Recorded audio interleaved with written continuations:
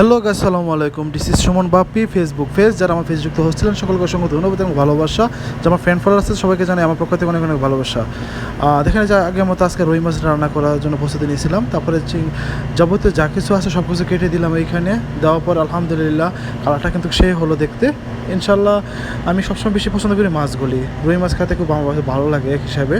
তো আপনাদের কাছে কীরকম লাগে জানি না, পিছিয়ে জানাবেন কমেন্টে। তো এইভাবে আস্তে আস্তে ধীরে ধীরে রান্নাটা হয়ে গেলো সুন্দর করে। তারপর সবজিগুলো দিয়ে দিলাম, সাথে পুঁই শাক ছিল এবং কপি ছিল এবং আলু ছিল এবং যাবতীয় সবজি সবগুলি দিয়ে ঢেলে দিলাম। ঢেলে দেওয়ার পরে আলহামদুলিল্লাহ ঢেকে দিয়েছিলাম। ঢেকে দেওয়ার পরে সুন্দর করে সবজিগুলো হয়ে গেল আলহামদুলিল্লাহ। দেখেন আপনারা দেখেন কেমন হয়েছে, প্লিজ একটু কমেন্টে জানাবেন তরকারিটা। তো আমার সবচেয়ে বেশি ভালো লাগে নিজে হাতে রান্না করে খেতে। বাইরে খাবারটা একবারে পছন্দ লাগে না আমার কাছে।